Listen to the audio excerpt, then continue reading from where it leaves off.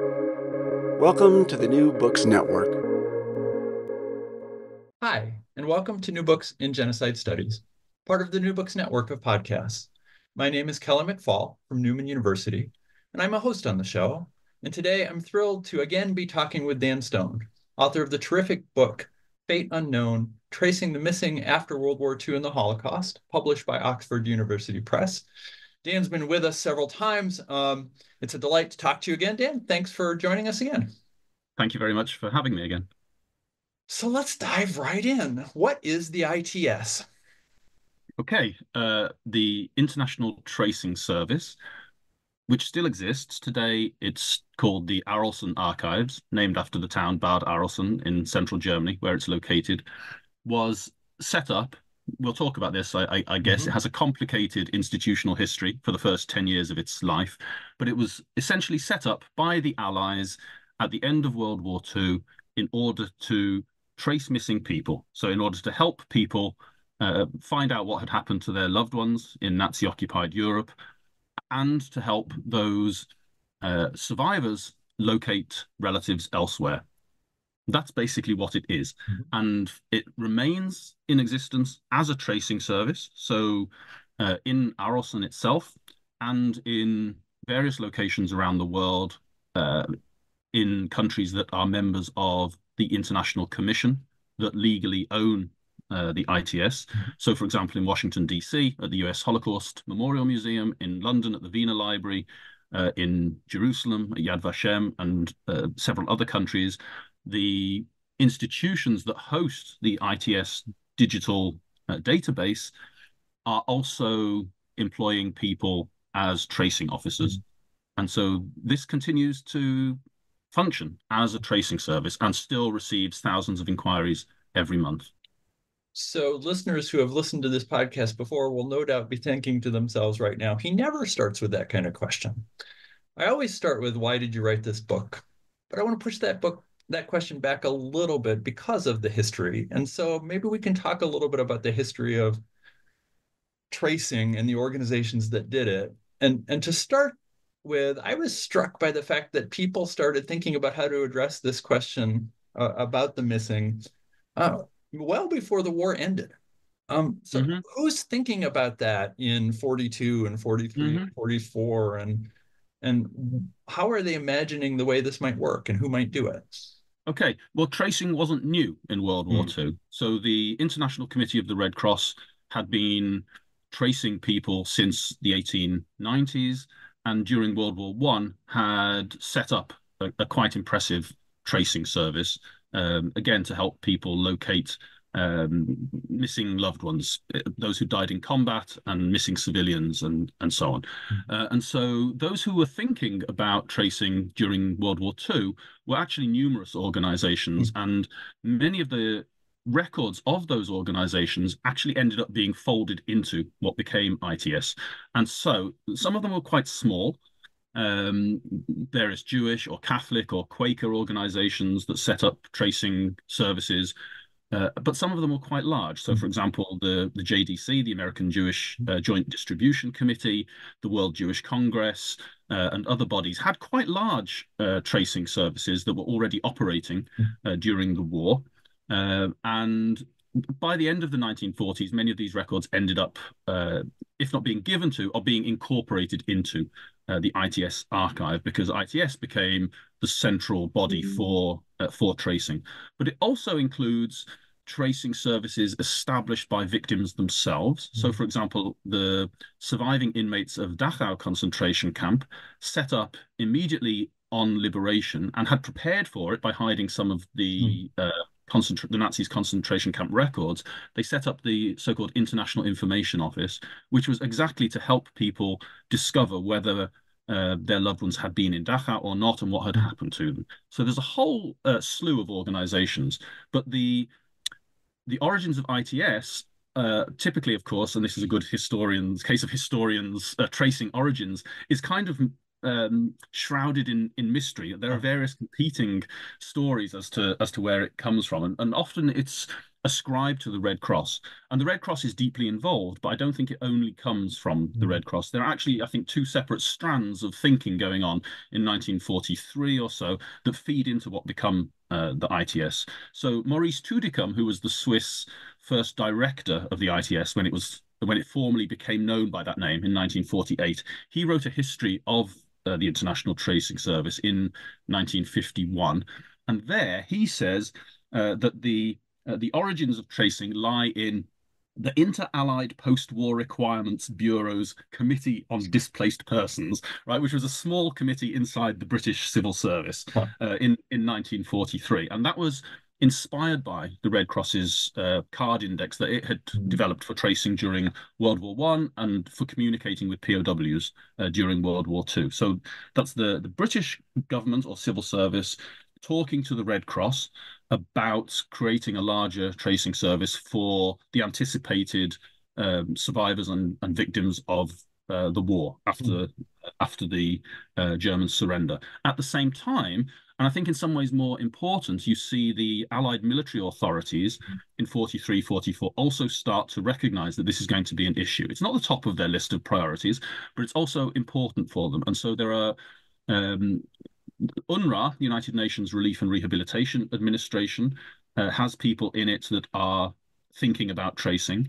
And at the same time, the SHAEF, the Supreme Headquarters Allied Expeditionary Forces, its Civilian Affairs Division, G5, is also at the same time starting to produce position papers about the need to help survivors and loved ones of victims of Nazism find out what had happened to their friends and relatives. And those two strands of thinking come together. And ultimately what happens is that because the military are in charge, they are the ones who ultimately set up the first so-called tracing and location unit was established in Versailles. And then as the Western Allies moved eastwards, so the office moved. So it moved from Versailles to a suburb of Frankfurt, and then eventually to Arleston in 1946.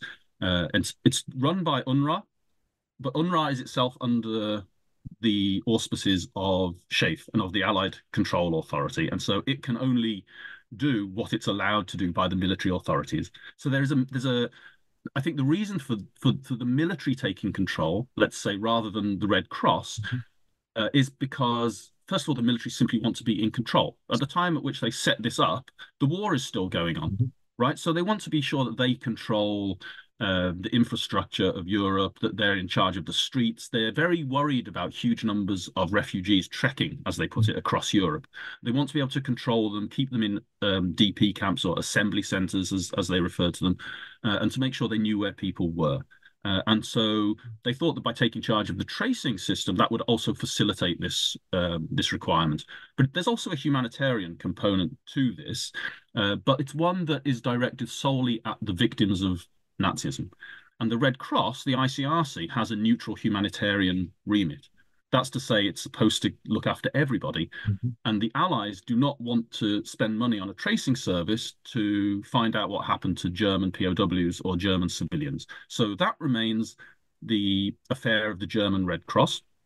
And the ITS, as it becomes, is restricted to working on cases of so-called people who are now known as United Nationals, i.e. members of the United Nations and countries that have been victims of the Third Reich and its allies. So that's why we see, and maybe we'll come to this later, that's why we see cases in ITS of former collaborators trying to pass themselves off as victims of Nazism in order to try and obtain help in being resettled in a third country, particularly during the communist period in the late 1940s. So it's really that the Allies who want to take control of this in the first instance, but there's nevertheless a very clear humanitarian component to it as well. How does that? Well, let's go this way. The history is quite complex for the first 5 years of the war. What are the organizational structure and responsibilities change repeatedly over that time. So rather than kind of doing a blow by blow, what are the kind of broad debates and developments that shape this organizational evolution over that 5 or 6 or 7 years? I think, in a nutshell, it's the Cold War. Um, the International Tracing Service is obviously, I think, not the most important locus of Cold War politics at this period. Debates over the Marshall Plan and NATO and so on are obviously much more significant in a geopolitical sense. Nevertheless, the information contained in the documents at ITS is very sensitive. And of course, large numbers of victims of Nazism and survivors are civilians who come from now behind the Iron Curtain. And so there's a big question about who has the right to be repatriated, who has the right to be resettled in a third country, who has the right to access this information. And again, so the military want to keep control of it. So I won't do a blow by blow, but just to say that in the first few years, it's controlled first of all by SHAEF, Supreme Headquarters Allied Expeditionary Forces, then by USVET, the United States Forces, European Theatre, and the Allied Control Council, then UNRWA, when it becomes the ITS, then the IRO, which the International Refugee Organization, which is the replacement for UNRWA, the forerunner of today's UNHCR. Then in 1951, it's transferred to the control of HICOG, which is the High Command for the government of occupied Germany. And only in 1955 do the Western Allies feel comfortable enough to hand over administration of the ITS to the Red Cross. And so it's in 1955, and I think that means after the height of the Cold War in the late 1940s, after the Berlin crisis, and in the period of de-Stalinization after 1953, that the Allies think we don't need to, they still keep legal control of it, but they don't feel the need to be administering this body on a day-by-day basis in terms of tracing. And so from 1955 up until the early years of the 21st century, the ITS is then run by the International Committee of the Red Cross. And so what did the people working for this variously named and organized organization, what did they do, and how did that change over this 10-year period? That's extremely interesting, because in the first instance, you see after 1945, many of the employees of the ITS are themselves DPs, displaced persons, survivors of Nazi persecution. And the documents that are held in the archive are in numerous languages, though primarily in English, German, French, Polish, Hungarian, Dutch, Italian, as well as other languages, Serbo-Croat and Russian and so on. But they're often people who are multilingual, who are sensitive to the needs of the victims because they've experienced the same things themselves. But of course, like all DPs, they're looking to live somewhere else. And so over, let's say by about 1950, 51, the number of DPs who are employed by ITS dwindles. And when HICOG takes over administration in 1951, it becomes very rapidly, although there's still an American in charge, Hugh Elbott, it becomes increasingly a German organization. So German speaking, the administration is more and more in German. Eventually, the monthly and annual reports that they produce switch from being in English to being in German, and it becomes much more closely connected to the Bundesarchiv, the Federal Archive, and to the German Civil Service and to various other German organizations. So the West Germans open a special register office, for example, in 1949, when the ITS becomes very closely involved in compensation cases with respect to Nazism. And there's also cooperation in the early years with the Zentralstelle in Ludwigsburg, the Center for the Investigation of Nazi War Crimes.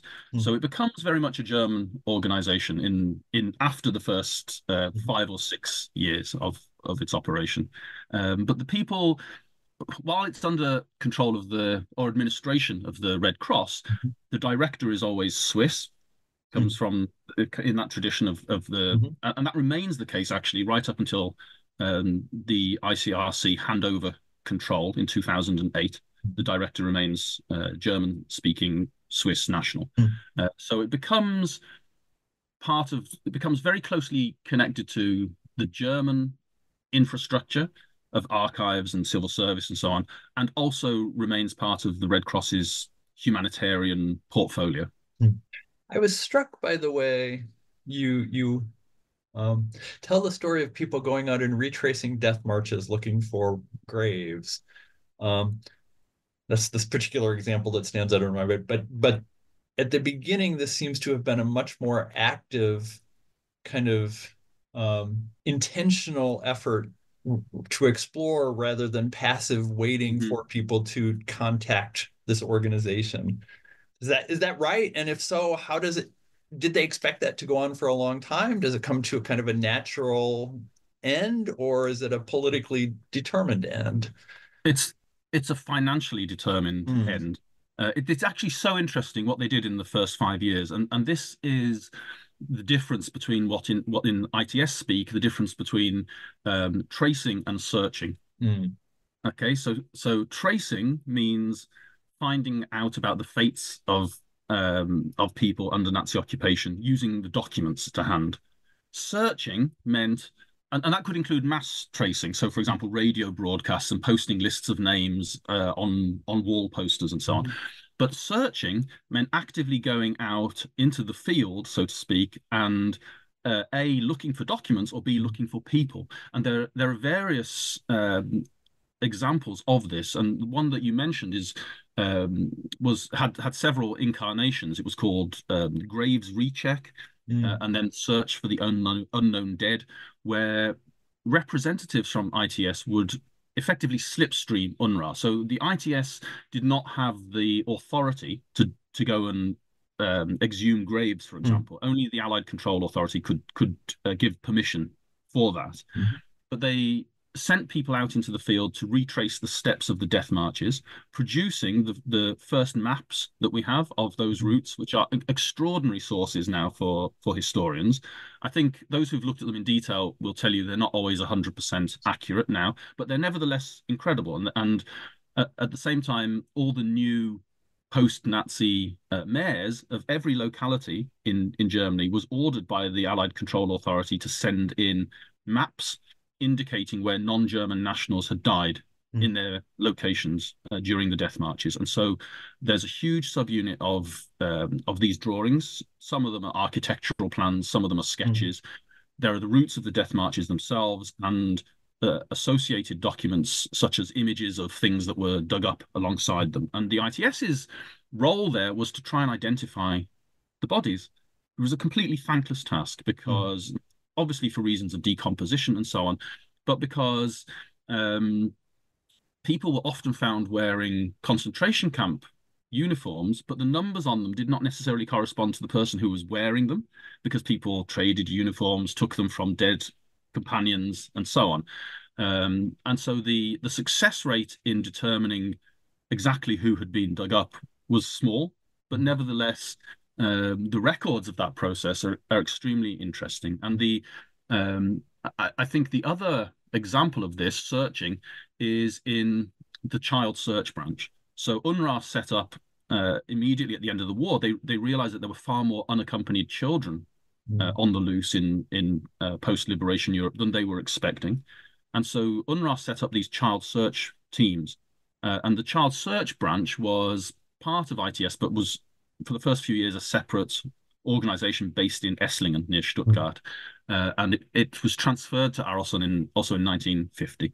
And they also sent teams out into the field to go and try and locate non-German children living in foster homes, orphanages, care homes, hospitals, and so on. And the files of the child search branch are among some of the most affecting of the documents in ITS, because you can see that, again, a lot of the searchers themselves were DPs, or they were people who'd been trained in social care in the US or the UK, were very sensitive to the needs of the children, had very clear ethical position on the need to return non-German children to their places of origin, even if they were too young to remember where they came from, only spoke German, were happy in their foster homes and so on.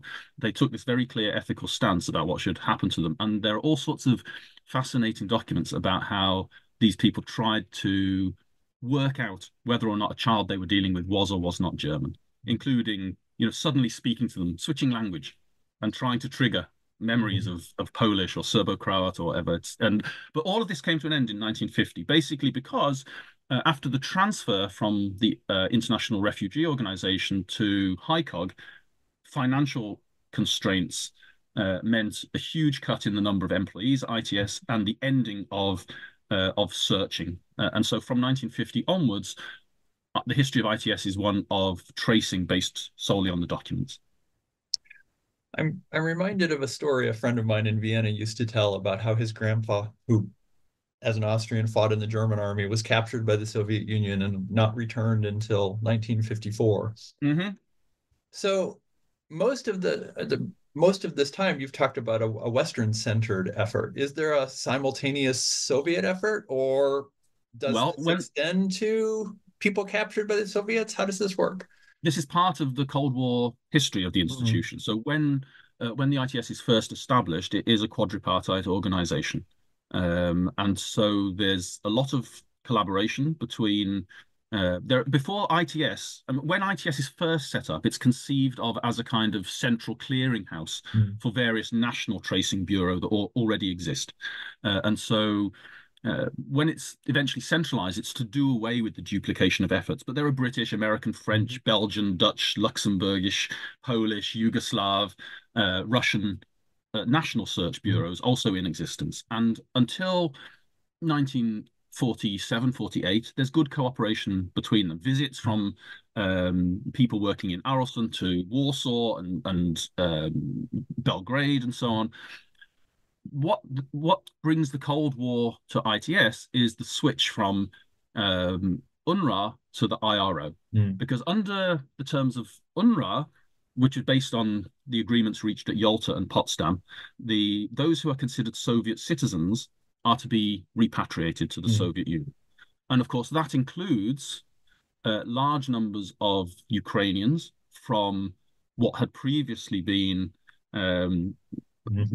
Eastern Poland, now what's today Western Ukraine, Galicia, Eastern Galicia, and it includes citizens from the Baltic states, which had been independent in between the wars, but was now occupied again by the Soviet Union. And of course, lots of people from both of those places, first of all, simply didn't want to be living under communist control. And it also included quite large contingents of people who had very good reason not to go back to the Soviet Union because they'd been collaborators with fascism. And so there were cases, and this has been written about by historians elsewhere, cases of Ukrainians who committed suicide rather than be forcibly repatriated and so on. And when the IRO was established, it was established as a tripartite Western allied operation, and they switched the terms of its remit so that the people it was helping, effectively the displaced persons at the end of the war, no longer solely had to be repatriated, they could also be resettled to a third country. The Soviets objected and said, you are now breaking the terms of the Yalta Agreement, and therefore we won't take part in this anymore, which meant that there was a period which lasted up until the 1960s where there was still kind of behind the scenes correspondence and collaboration between Arleston and the National Tracing Bureau behind the Iron Curtain, but there was very little exchange of documentation and very little willingness on the part of the Bonn Republic or the Western Allies to provide documents to the communist countries for fear of what it might reveal about where people had gone and so on. Well, let's skip forward a little bit. On page 67, you write, and it's never a good policy to surprise a guest with a quote, but I'm going to do that anyway. Go ahead. It is thus hardly surprising to learn that by the 1980s, few people, even institutions working in the field of Holocaust history, knew very much about the ITS. So how did this happen?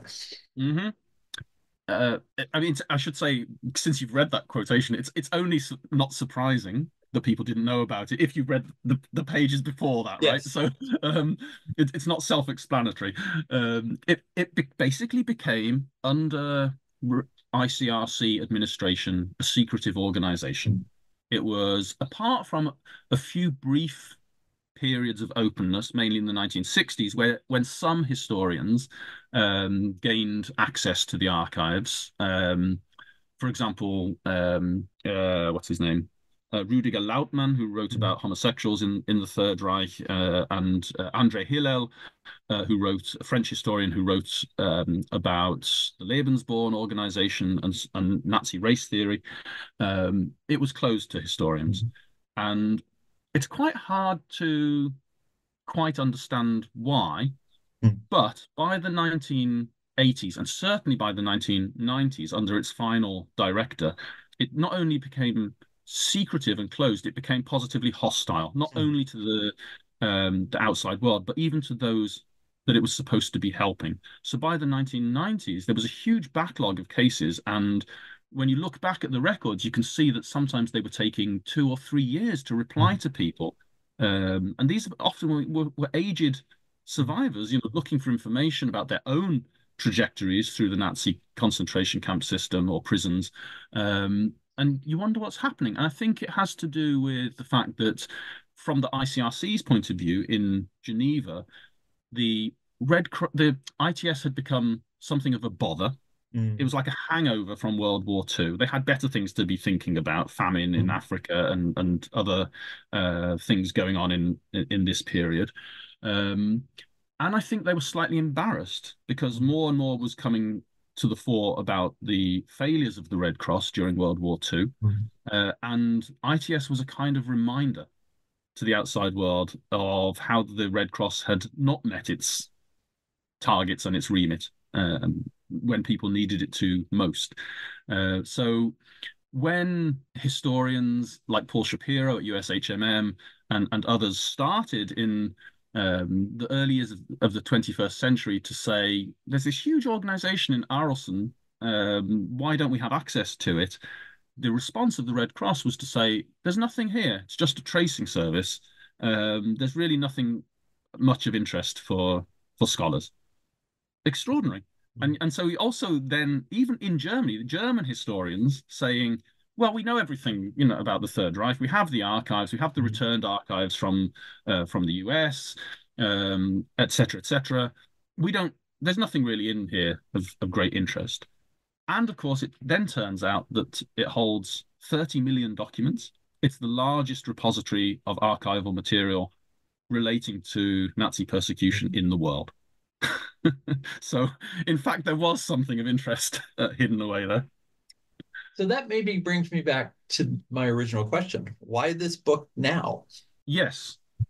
First of all, because it's there, right? I mean, when the Bonn agreements were signed in 2011, I think, which signed over administration of the ITS from the Red Cross to the German Federal Archives, the countries that legally own the ITS, so it's paid for and run by the Bundesarchiv now, by the German government, but it's legally not owned by the Germans. It's legally owned by an international commission of 11 countries. And each of those countries is entitled, under the terms of the agreement, to a digital copy of the database. And when the Home Office here in the UK agreed to pay for the British copy, my former colleague, David Cesarani, who was involved in the negotiations, said to me, oh, you should go and look at this thing. It's quite interesting. And so I made an appointment at the Wiener Library to go and have an introduction to ITS. And Christine Schmidt, who was the ITS officer there at the time, she was appointed specifically because they needed someone to administer this archive. And she's now the deputy director of the library. She showed me how, what was there, effectively, in a very brief, 1 hour sort of overview. And I was completely blown away. I thought, this is extraordinary. How does this exist? And so, first of all, simply because I had access to it, and it was there, and it was obvious to me that, with very few exceptions, historians, A, didn't know what it was, and B, certainly hadn't used it. And I wanted to understand what you could do with this archive that couldn't necessarily be done with existing ones. Because, of course, much of the material in there is copied from other archives, because the people running ITS were not interested in it as a scholarly institution. They collected documents not for research, but for tracing. So they simply extracted names from those documents and cross-referenced them with other documents in order to trace people. But it was very quickly apparent that there was a collection of stuff in here that could be used for scholarly research. And I was fortunate enough then to get a 3-year research fellowship from the Leverhulme Trust that allowed me to do a deep dive into the documents in a way that otherwise would never have been impossible, because the database, which is finally due to be replaced in a couple of years' time, was not designed for scholarly research, and it was designed for tracing. It's complicated, it's clunky, it's difficult to use. I still get confused sitting in front of it, and so it took me a long time to get a feel for the database and to have a sense that I knew what I was doing. And even after visiting Arleston, I spent 4 weeks there in 2016, and really only scratched the surface of what was there. So it took a long time to feel comfortable, but it was because when I first saw it, it was obvious that here was an extraordinary resource that historians need to know about. So maybe you can go in a little more detail. What kinds of documents are held here, and what? I don't quite know. Maybe I should go at it this way. Most of my students haven't ever had the experience of working with note cards. So what does this kind of physically look like? There's a couple of pictures in the book, which give you a sense, and you can find pictures online very easily. It's absolutely mind-blowing. The centerpiece of the ITS archive is the so-called Central Names Index, which is a card index of 17.5 million cards arranged. They were originally arranged alphabetically, and then they realized that this didn't work because, particularly with Eastern European names, there are so many spelling variants of the same name. And of course, with 17.5 million names, there are lots of people with the same name in the archive. And so it took them a while to work out how to be sure that the person they were looking for at any given point in time was the person whose name appeared on a document. And so in 1949, they came up with this alphabetical phonetic system, which means that the cards are ordered in a very particular way, and you're no longer basically allowed to touch them because there's nobody there anymore who knows how this works. So they've all been digitized, and when you first search digitally on the database, it's the CNI, the Central Name Index, is still the starting point for research on individuals, because you then come up with a card which has cross references to other documents in the collection on it. And so when you see that physically, you see that the ITS is in itself a kind of monument to the victims of Nazism. And that's why the ITS has been inscribed on UNESCO's Registry of World Heritage.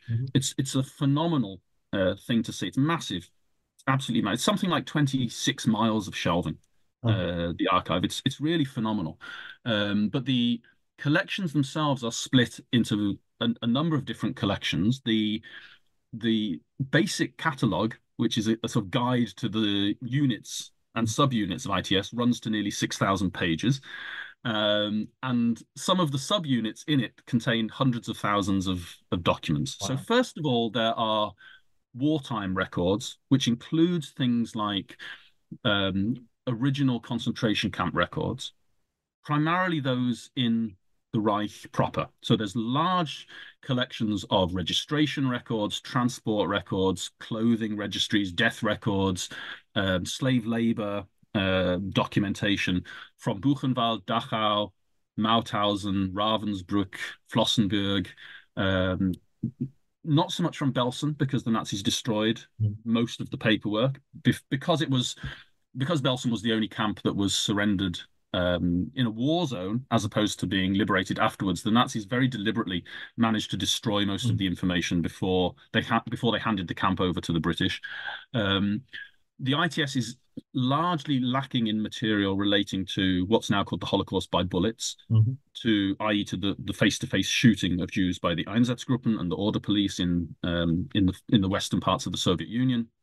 And it doesn't contain a huge amount about the Operation Reinhard camps, Belzec, Sobibor, Treblinka. But when it comes to the concentration camp system proper, i.e. the camps administered by the IKL and under the SS, and as well as the Nazi, like the regular prison service in Nazi Germany, there's a huge collection of material. And it means you can trace, for people who appear in it, you can trace their trajectories through various sites of incarceration, particularly in the later stages of the war when many subcamps were established. Gross Rosen, for example, which I write about in the book, had about 100 subcamps attached to it. And you can see how people get shunted around from camp to camp before they're then sent finally on the death march, and then where they end up, if they survive. So the wartime documents, there are also what appear to be kind of random subunits of material that have survived in ITS. So there are some collections relating to the Lebensborn. There are some documents relating to the Reichsvertretung der Deutschen Juden, the Reich Association of German Jews, and other similar kind of bodies, collections of information that have somehow survived there. There's a huge amount then of information created by ITS itself. So the things we talked about before with respect to the death marches, maps, tracing, looking for children. And then there's all the IRO information, so material relating to the DP camps, including some extraordinary medical records of people who were cared for in DP hospitals, and everything connected with the migration process. So the so-called care and maintenance forms, people's application for assistance in being repatriated or resettlement, as well as claims forms, appeals forms by people who had their claims rejected, who were then appealing as to why they deserved help. And those are really fascinating. There's all the material of the child search teams, and as well as many other things, there's then the history of tracing itself. So from when the institution was set up, every time somebody sends in an inquiry, the ITS opened a file on them. And these are so-called TD files, tracing and documentation files. And there are over 3.3 million of them. And again, to see them in the flesh is really breathtaking. They fill a very large room. And mostly they're slim. The same is true of the child search branch files, because the standard response on them is one page with NF, not found, written on them. But some of them are very fat and contain testimonies, documents, photographs, all sorts of source material relating to a person's trajectory through and after the liberation period. So there's a survivorship bias in the documents, in the sense that social scientists mean, i.e., the bulk of the documentation is not necessarily commensurate with the history of the Holocaust, because the most meaty documentation pertains to people who survived. And there's a survivorship bias in that sense too, that the survivors loom large in ITS, even though we know that survival was a minority experience during the Holocaust. So this book is many things. One of them is an exploration of how historians might use these archives and how they might help us understand the Holocaust more deeply. And there's way more than we can talk about. So I'll just pick 2 or 3 and ask you maybe to talk a little bit about them. One of the things you write is that using these documents allows us to better integrate the history of the camp system, particularly of the subcamps, into the history of Holocaust. So how so, and why is this important? It's important because I think in the memoirs of Holocaust survivors, we often come across the names of subcamps. Most famously, I guess, Primo Levi, who was we think of him as being incarcerated at Auschwitz, which he was, but he was incarcerated at Auschwitz III, Monowitz, which was the IG Farben camp, and was the administrative center of the Auschwitz subcamps, of which there were more than 100 by the end of 1944. And so these names appear in memoirs, but they often, I think, are then forgotten, because in the synthetic histories of the Holocaust, there's still, I think, a reluctance to write about the subcamps, because it seems paradoxical. If we think of the Holocaust as, in a kind of Hilbergian schema, as the definition, concentration, deportation, and extermination of the Jews, well, what are all these Jewish concentration camp inmates doing, working in subcamps, right, in the autumn of the summer and autumn of 1944? Why are they there? Why are they not killed? And the reason is that the desperate state of the German war economy at that point meant that Nazi ideology with respect to the Jews was slightly attenuated, and that when the Jews of Hungary were deported to Auschwitz in the spring of 1944, about a third of the 450,000 or so of those sent to Auschwitz, the young and the fit, were extracted from Auschwitz proper and sent to subcamps of Auschwitz, but also of Buchenwald, of Gross Rosen, and of other camps. The surviving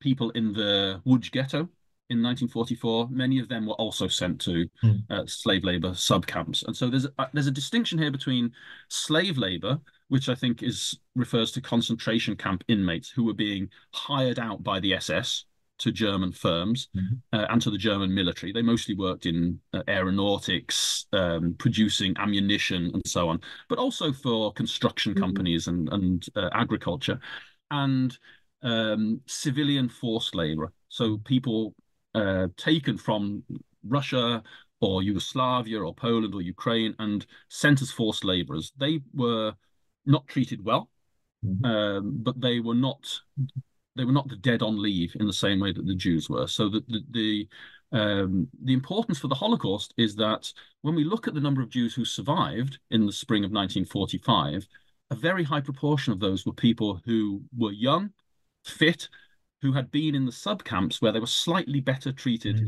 than inmates of the main camps. And so they were able to endure the rigors of the death marches in a way that would not have been the case had they been sent to Auschwitz-Birkenau and then sent off on the death march in January 1945. So it's important to see this as part of the war, part of the war economy of the Third Reich, and also to show how that war economy connects up with the history of the Holocaust. Yeah.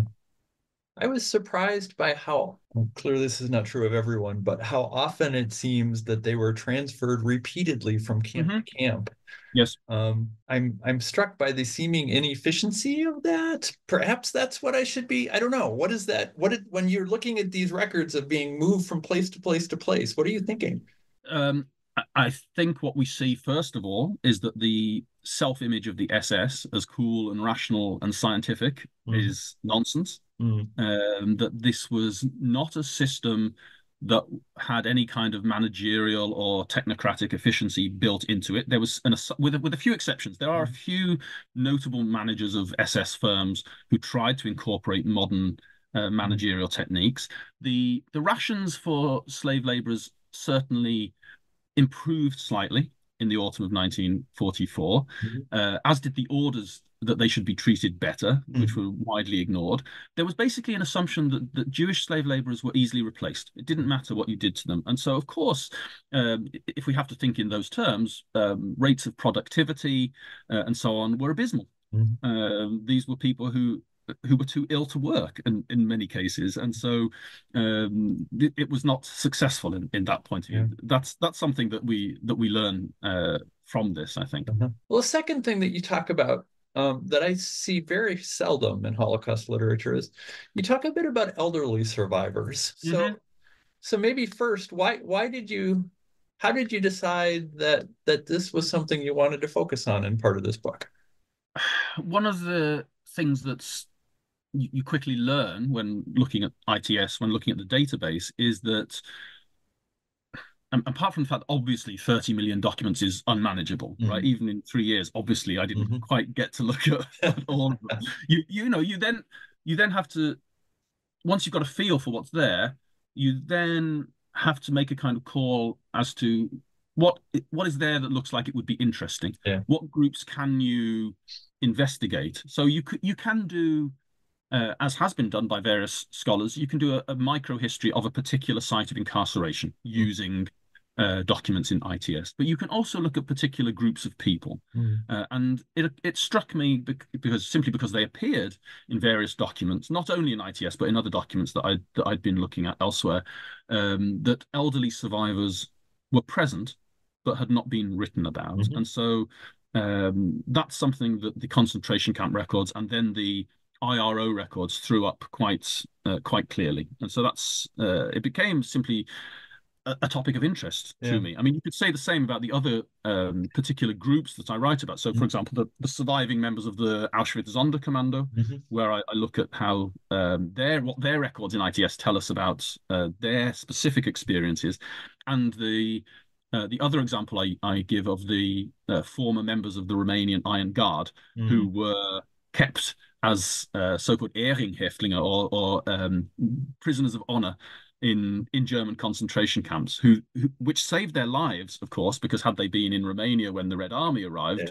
most Iron Guard members were tried and executed, but who then had the temerity after the war to claim for restitution payments from the West German government because they'd been incarcerated in the concentration camp system. And you can see all their records too in ITS. So there are these kind of discrete subunits and discrete topics that you can identify in the records, and there are many more that you could look at. There's what I've written here is by no means exhaustive with respect to the archive.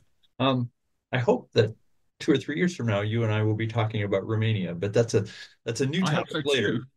I would ask you to kind of say a little bit more about the kind of unique challenges and experiences of elderly survivors after the war they face. Yeah, I'll just leave it at that, and maybe you can share. Okay. It's very clear that the charitable organizations, primarily the JDC, but because I'm based here in London, I've also looked at the records of the Jewish Relief Unit, which was the British-based wing of the Jewish Committee for Relief Abroad, which was much smaller, much less well-funded by comparison with the JDC. But I've looked at how both organizations tried to, once they were allowed to by the military authorities, so in the summer of 1945, how they were allowed into the camps to, and then into the DP camps to assist survivors. And it's obvious that they encountered elderly survivors and sought to care for them. But the elderly survivors usually popped up as individuals, sort of randomly, if you like, among groups of survivors, with a few exceptions. The only main exception really is Theresienstadt, because that had been specifically a ghetto for, not only for, but specifically for elderly German and Austrian Jews. And so there was quite a large number of survivors there. And so the charities helped them because most of the surviving elderly were German or Austrian. They returned them to old age homes, Jewish old age homes, often in buildings that they had to fight for to be recompensed with, in Dusseldorf, Cologne, Berlin, but Munich, but primarily in Vienna. So Elizabeth Anthony at the USHMM has written about the old age home in Vienna, as have a few others, and there's quite a lot of records there. What you see there is that the charities struggled to look after them in the same way that they did for the children, because funders were more interested in children. The children were photogenic. The children represented hope for the future, etc. The elderly, it's very depressing. You see, for the most part, they're looked after in the sense that they're given shelter and fed, but there's very little sense of organization, of doing anything with them. It's a case of helping them see out their years. And so it's also a bit like writing about children. It's quite hard often to hear the voices of those survivors. And so where you do have records by people who were, let's say, in their 70s or older, in the late 40s, they're often full of bitter invective, not necessarily against the charities, but about the situation they're in. They're really isolated. And often, their children and grandchildren have been murdered. They're bitterly alone. It's really hard to read. So they're kind of helped, but there isn't the same institutional support for elderly survivors as there is for children. And then third and last, I wonder what we can learn from the responses of people who had inquired about relatives and are told the news. So the particular trigger for this question is a remarkably kind response from a woman who had clearly asked the ITS or whatever version of it was at the time. She asked to see if they could find her husband and they get a response saying, well, your husband is living, I think, in the United States and is married. And she has this remarkably, I don't think I could have been so generous in saying, well, thank you for letting me know that. If he ever wants to come back, I still love him. What can we learn from those responses of people who hear back from the ITS? I think primarily that it's better to have a response it's better to know something Yeah. than not. Mm-hmm. And so in ITS, when the figures in the reports talk about cases clarified, that means where a fate of a person has been clarified, whether dead or not. Yeah. It doesn't mean people who've survived or have been reunited with relatives. It simply means they know what happened to a person. Mm-hmm. And yet I don't know the exact statistics, but I would say probably the majority of files in ITS pertain to people whose fates are unknown. And that's certainly the case in the child search files. There's a large number of children who are found unaccompanied and cared for, but there's also a huge number of inquiries about children whose cases are never settled. Mm-hmm. And I think, irrespective of what the person's response is, and the one that you give is a good example, but there are, of course, plenty of people who respond in different ways. But in every case, I think it's people want to know. And there are also cases of people in the book. For example, in the chapter on children, I talk about a man who was a child survivor who then came to England in 1945, and until he died a couple of years ago, knew but never officially knew from documentation what happened to his 7 siblings and his parents. So it's obvious that they'd been murdered at Auschwitz because he came from part of northern Transylvania that was among the deportations from Hungary in the spring of 1944. So he spent the whole of his life basically looking for his surviving family, and never, of course, had any. There were no death records for people who were murdered in the gas chambers, right? So that, I think, was a terrible burden for people to carry through their lives. That lack of closure on a case. So we learn many things. I mean, we learn that people dissemble, that they lie, that they said things to the authorities because they thought it was the right thing to say, not necessarily because it was true. We learn that what people needed to say changed over time as the Cold War developed. If they were to get help from either UNRWA or the IRO. And then in later years, the inquiries tend to be there are a lot more scholarly inquiries. People write, particularly with respect to famous survivors. You know, if you look at Elie Wiesel or Primo Levi or Simon Wiesenthal's file, for example, or Miklos Naizhly, there are large case files on these people with people writing in to find information about them. And they then become, I suppose, the tone of them is more dispassionate. And even with respect to relatives, they're less emotionally fraught than the tracing inquiries in the first decade after the war. But you find all range of different responses in the TD files. So some of the people listening to this will be graduate students or young researchers in the field. What advice would you give to them about how they might interact with these archives? First of all, I'd say do interact with them because what's in there is amazing. The Arolsen archives, as it now is, has gone to great lengths to put a large number, by which I think now 5 million or so, maybe more even, of the documents online. So you can simply go online from anywhere in the world, go to the Arolsen Archives website, and you can do a search online for people. I would say, however, that first of all, it's complicated. It's useful to read some of the online guides to doing the searching before you start. And secondly, always to bear in mind that what's available online is not the full database. Okay, so that if you don't find something, it doesn't mean it's not there. And so you then have to travel to a place where you can access the digital database. So to DC or to London or to Paris or Jerusalem or Warsaw. I think in due course that will change. But for the moment, the full digital database is only available in certain places.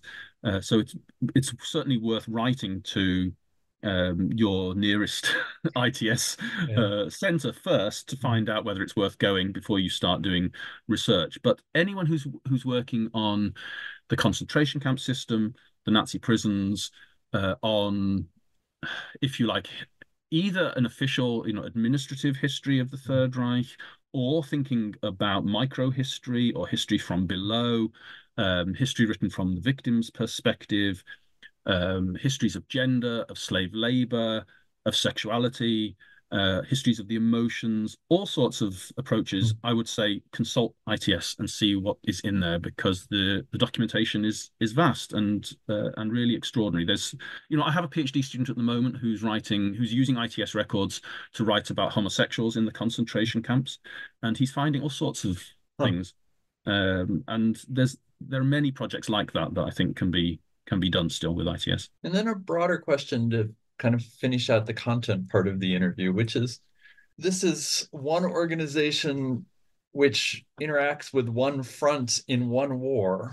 So yes. What can you say, how typical is this kind of tracing effort, or this kind of concentrated international attention? Are there other conflicts where similar organizations exist, where historians looking for projects might go? What can we learn more broadly about how this happens?